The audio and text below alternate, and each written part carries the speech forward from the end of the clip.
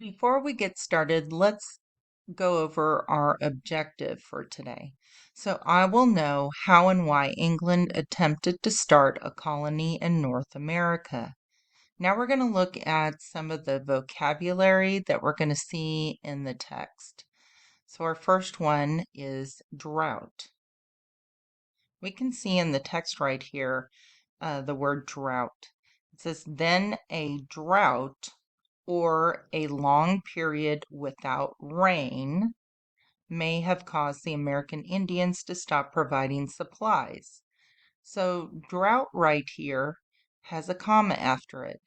Normally, when you see a word like this in an informational text and it has a comma after it will have either a definition or it will have a synonym or maybe an antonym that lets you know what that word means. So, drought or a long period without rain, this right here is the definition for the word drought. It is a long period without rain. All right, and our next word is investor. We can look for the word investor in the text, and right here you can see that an investor gives money to a business hoping to earn more money in return. So, an investor is someone who gives money to a business hoping to earn more money. Right, then we go back to our vocabulary, cash crop. Let's go ahead and look in the text to see what that means. All right, so we can find cash crop on page 134 under the subheading Jamestown Moves Forward. Cash crop right here, it says a cash crop is a crop raised for sale, not for use by the people who farm it. Now we'll look at the House of Burgesses and Representative. If we look at that same section on page 137, I believe it was, 134, Jamestown Moves Forward, we can look down at the bottom of the page and our sentence over here for House of Burgesses, it set up a special legislative body called the House of Burgesses. So they set up legislation for the government so that they are self-regulating or self-governing themselves. In England, a burgess represented a town. So a burgess is the representative. The members of this body include 22 representatives or people that were chosen by voters to speak and act for them. The House of Burgesses made laws and decisions for the colony. So now that we know what our vocabulary means, we're going to take a look at how the people who were settling the area chose the location for Jamestown. For our Envision It activity, you're going to need to open up your book to page 128. Go ahead and pause the video and find page 128. Hopefully you found the page 128. On this activity, it says English settlers at Jamestown sought a good location for their colony. However, the site that they chose had problems. On the other side, on page 129, it says draw what you think would be the perfect location for a settlement in a land that is new to you.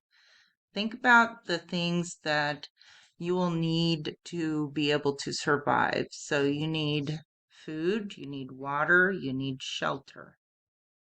Go ahead and pause the video so you can draw your picture. Let's read page 128 together. So in this first section right here, it says in the late 1500s, England and Spain were bitter rivals. England envied Spain's rich American colony. Queen Elizabeth I of England hoped to establish an English colony in North America.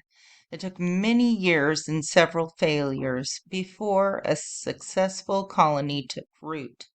The English in North America. Sir Walter Raleigh, an advisor to Queen Elizabeth I, led England's attempt to set up a North American colony. With the Queen's support, he sent an exploring party across the Atlantic Ocean in 1584. They landed in what is now North Carolina. Back then, however, they called the whole area Virginia. The next year, Raleigh sent 117 settlers to the same area. They settled on a place called Roanoke Island. Now we'll look over at page 129. The colonists depended on local American Indians for food. Then a drought, or a long period without rain, may have caused the American Indians to stop providing supplies. Many colonists starved.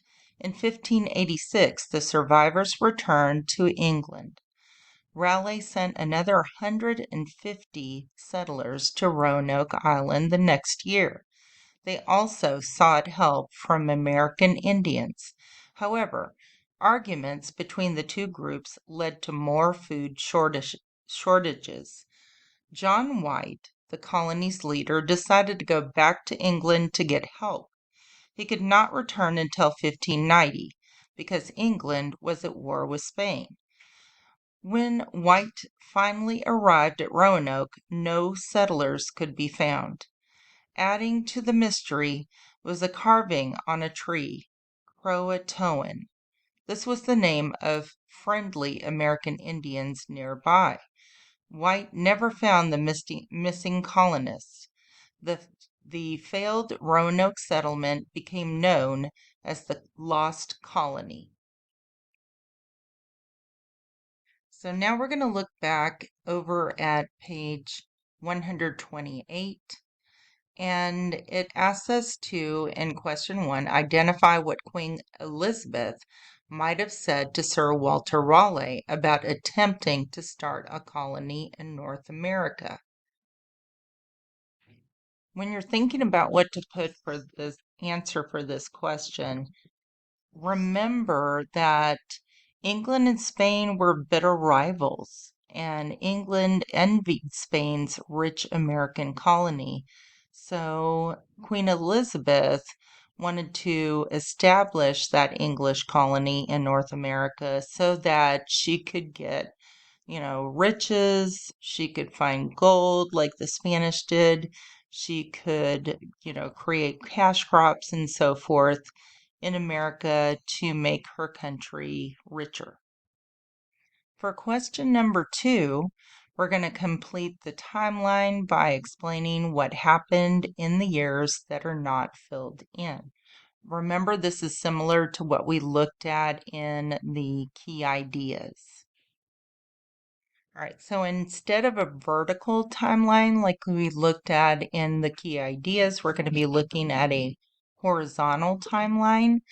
And you can see right here in 1584, if we go up here to the top,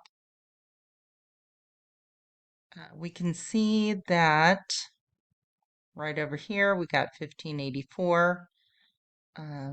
With the Queen's support, he sent an exploring party across the Atlantic Ocean.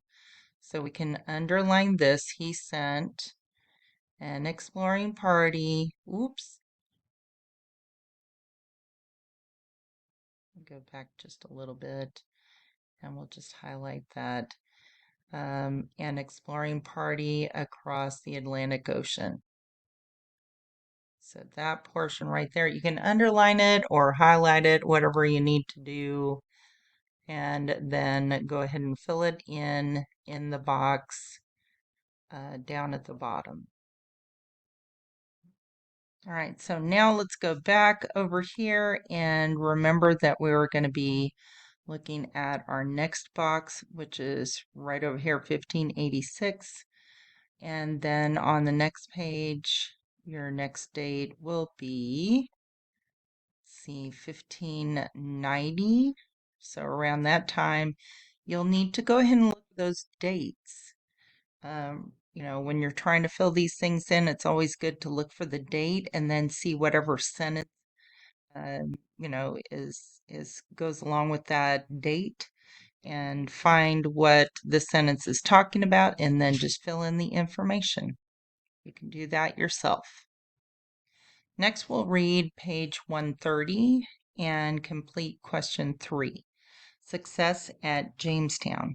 More than a decade would pass before the English began making serious plans to start another American colony. After Queen Elizabeth died, the new king, James I, became interested in setting up an English colony. In 1606, he gave an organization called the Virginia Company the power to carry out the project. The Virginia Company wanted to start a colony that earned money.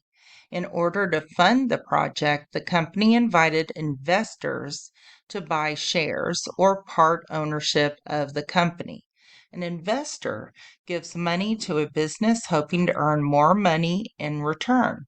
If the Virginia Company earned a profit from minerals or products exported from Virginia, investors would receive a share of the profits.